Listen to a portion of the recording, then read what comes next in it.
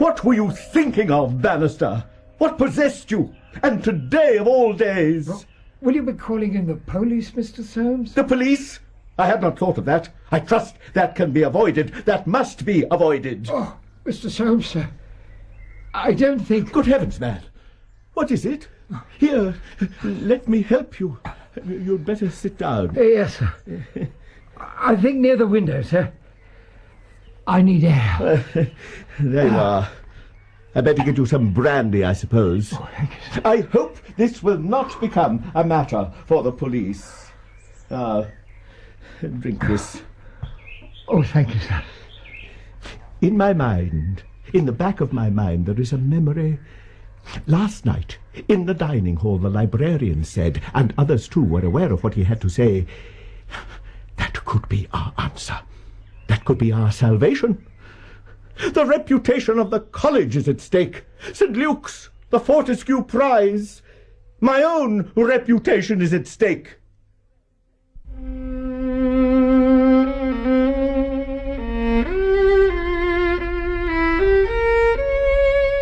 The Three Students by Sir Arthur Conan Doyle.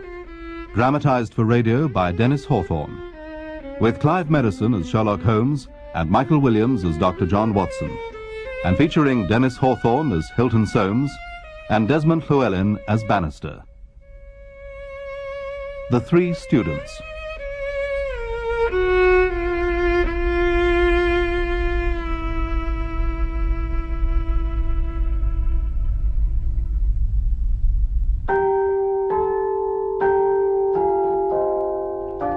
What time is supper to be served? 7:30, Mrs. Burdick said. Another 3/4 of an hour. I must confess that I already have an appetite. That's the problem of living in lodgings, Watson. One's appetites are at the mercy of one's landlady's inflexibility. But these are good diggings, are they not? Oh, yes, excellent, excellent. They're quiet, spacious, and close to the university library. Couldn't ask for better. How your research is progressing? Was today fruitful? Yes, it was. It's a laborious task, researching into early English charters. No question of that. Another day or two should finish me here, and then we can return to London. Not a moment too soon. Oh, I'm surprised to hear you say that, Holmes. I would have thought the atmosphere of a great university town, the groves of academe, the pursuit of knowledge, I would have thought all this to have been congenial to you. For myself, I'm enjoying our visit here. I enjoy writing up our cases. And when I'm not so engaged, I enjoy visiting the various colleges, browsing in the bookshops. Yes, this afternoon I took myself to the university athletic ground and watched the young men training. Yes, very pleasant indeed. No doubt, Watson, no doubt. But the mysteries that I'm trying to unravel in the university library are of a somewhat arid kind. Indeed, the atmosphere in a university town is also arid. It lacks the drama of real human conflict, of day-to-day urgency. It's too complacent, too unruffled. Who can that be? I was under the impression no one knew we were here. So was I. I think, nonetheless, I'd better answer it. Dr. Watson, thank heavens I have found you in. Is Mr. Holmes here? May I talk to him? I must talk to him. Well, I don't know. We have met before, Doctor, albeit it was some time ago. My name is Soames. We met in the company of... Watson? What does he want? Come in. Holmes, this is... Yes, I know very well who it is. It's Mr. Hilton Soames, lecturer and tutor at the College of St. Luke's. You're a Greek scholar, and we met some years ago in the company of my brother Mycroft. How did you know we were here? Well, university towns are small towns, Mr. Holmes. It is difficult to hide in them. So it would appear. What can I do for you? There has been a very painful incident at St. Luke's. Of a criminal nature? I fear so. That surely is a matter for the police. No, my dear sir. Such a course is utterly impossible. Once the law is invoked, it cannot be stayed again.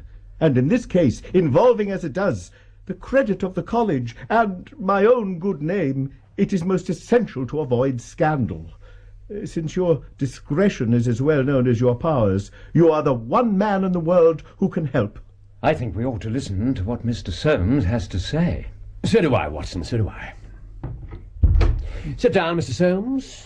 Yes, compose yourself and expound. Oh, thank you.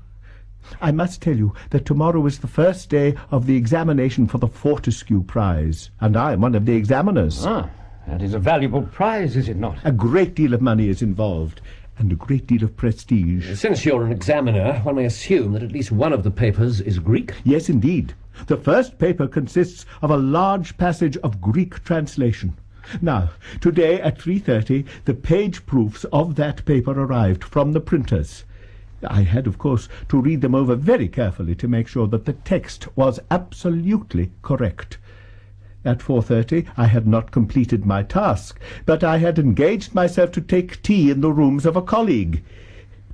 I left the page proofs upon my table, and when I returned... Let us leave your return for the moment. Let us follow your actions through. You locked the door to your rooms. Of course. Most college rooms are designed on the same principle, are they not? A common hall and staircase with rooms opening off it. You occupy the ground floor set, That is so. And you closed and locked the door. Yes. I tested it to make sure that the bolt had gone home, and I put the key in my pocket. Your right-hand pocket. Well, yes. But Everything about you, Mr. Soames, your stance, your gestures, the shading on your shaved chin, all these show you to be a man of the right. You went on your way. I did, yes. How long did your tea appointment last? A little under an hour. So, you returned about 5:30? Yes, the college clock was striking the half hour as I returned to my rooms. And on your return, what did you find? As I approached the door of my rooms, I was amazed to see a key in it. For an instant, I imagined that I had left my own there, but on feeling into my pocket, I found that that was not the case. The only duplicate which exists, insofar as I am aware, is that which belongs to my servant, Bannister, a very superior man whose honesty is above suspicion. So, the door to your rooms was unlocked? You went in. What did you observe? It was immediately clear to me that someone had interfered with the papers. They were in 3 long strips. I had left them together in the correct order. On your table? Yes. But now I observed that one of them was lying on the floor. One was on a side table near the window. The third was still on my table. Page 1 on the floor, page 2 on the window table, page 3 on your own work table, where you had initially left all 3. Precisely. How could you possibly know You that? were in an urgent mood when you arrived here, Mr. Soames. Press on with your tale. I summoned Bannister at once and confronted him with the situation. He admitted that the key was his. He said that he had come to see if I wanted tea, and finding that I was not in, he had gone away, leaving his key in the lock of the door. This forgetfulness would have mattered little on any other occasion, but on this day, of all days, it has resulted in a most deplorable situation. The examination takes place tomorrow. The examination papers have been tampered with. What was Bannister's reaction to this discovery? He was very much upset. He nearly fainted when I questioned him. Fainted in what fashion? Did his eyes roll, his mouth foam? Was he suddenly prone upon the floor? He started to stumble about. His balance was impaired. I had to help him into a chair. And then what did you do? I gave him some brandy. Oh, dear. What? Do you have something to say? It is a popular misconception that people under stress require stimulants. The reverse is the truth. Watson is often accurate and to the point. So, Bannister, your servant, is in an armchair, a glass of brandy in his hand. He mentioned the possibility of police involvement. At once I realized what that would entail. The reputation of the college, the probity of the Fortescue Prize, my own reputation and self-esteem. It concentrated my mind wonderfully. I made a careful examination of the room. Well done. What did you find? On the table, by the window, were several shavings from a pencil which had been sharpened. A broken tip of pencil lead was lying there also. Someone had copied the passage of Greek from the page proofs. He had done so in a great hurry, in such a hurry as to break his pencil and had been compelled to put a fresh point to it. Yes, go on. I have a new writing table with a surface of fine red leather. There is now a clean cut in it, about 4 inches long. A scrap? No, a positive cut. On the table also I found a small ball of clay, a kind of black dough, with specks of what looks like sawdust mixed into it. It's difficult to describe. It's not quite a ball, more pyramid-shaped. Have you brought it with you? No, I thought it better to disturb nothing. Fortune has been our friend, Mr. Soames. The puzzle is full of interest, and there are clues aplenty. The man Bannister, did you leave him in your rooms? I did. What did you do with the page proofs? I secured them in a cupboard, of which only I possess a key. Yes, well, I think we must visit St. Luke's at once, Watson, don't you? Will we be back in time for supper? We'll do our utmost. Right, I will fetch the overcoats. Did anyone visit you in your rooms after the papers came to you? Yes, young Daulat Ras, an Indian student. He came to ask me some particulars about the examination. For which he is entered. Yes. Yes, when he called, the papers were on your table, in full view. To the best of my knowledge, they were still rolled up. But they might be recognizable as page proofs. Possibly, I suppose. Here we are, gentlemen. Now, before we go in, Mr. Soames, let's observe your rooms from the outside. I'd like to look at the window. Oh, if you think that is of moment, by all means. Follow me through the arch here. That will bring us into the court.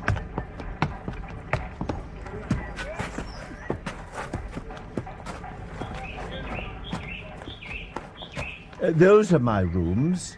That is the main window. Yes, the windowsill. It's quite high up, is it not? Yes, even standing on tiptoe, I can barely see into the room, and I'm 6 feet in height. I think I see your drift. And indeed, it had crossed my mind. But I assure you that the rascal must have entered from the inside, by the door. There is no opening in the window but the one pane. Oh, dear me, I am grateful to you for pointing that out. So, if there's nothing to be learned here, we'd better go inside. What took place is very clear. The man entered and took the papers, sheet by sheet, from the central table, your work table. He carried them over to the window. To benefit from the extra light. No, Watson, he did so because from there he could see when Soames came across the courtyard and so could effect his escape. As a matter of fact, he couldn't, since I entered by a side door and did not cross the court. That is good. That is worthwhile evidence. But I assure you that was what was in the intruder's mind. May I see the actual page proofs? Of course. They are in this cupboard. Good. Would that I had locked them here in the first place. Now, let me see. Yes, there appear to be no finger impressions. Well, he carried over this one first and copied it. How long would it take him to do that? Oh, a quarter of an hour at least. Good. He finished that one, tossed it down, and seized the next. He was in the midst of that when your return caused him to make a very hurried retreat. Very hurried, since he'd not time to replace the papers which would tell you that he'd been there. He wrote so furiously that he broke his pencil and had to sharpen it again. Observe the shards of wood that fell from the resharpened pencil. Watson, what did they tell you? Well, not a great deal, really. It was certainly done in a hurry. Roughly, I might say. The pencil was dark blue. The pencil that was used to copy the examination paper was about the usual size with a soft lead. The outer colour, well observed, Watson, was indeed dark blue. The maker's name was printed in silver lettering, and the piece of pencil remaining is only about 1.5 inches long. Look for such a pencil, Mr. Soames, and you've got your man. When I add that he possesses a large and very blunt knife, you have an additional aid. You have not altogether taken me with you, Mr. Holmes. I can follow all your points, but the length of the pencil I am lost. Well, observe. Here is a small chip of wood, dark blue. On it is printed in silver the letters N.M. Following those letters, there's a space of clear wood. Mr. Soames, when we were outside in the courtyard just now, making an exterior examination of your rooms, you were quick to say that you could see my drift. Here is a piece of interior evidence. Do you see my drift in this instance? I fear not. What could this N.N. be? It is the end of a word. You're aware that Johann Faber is the most common of all pencil makers' names. Is it not clear that there's just as much of the pencil left as usually follows the Johann? Go. The pencil is a short one. Now, for your work table. Well, yes, you see the cut that I spoke of. Yes, I do indeed. Now, you describe it as a cut. It is, in truth, a tear, beginning with a thin scratch and ending in a positive hole.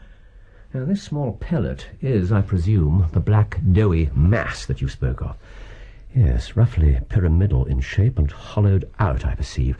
As you said, there appears to be grains of sawdust in it. Do you see, Watson? Yes, interesting.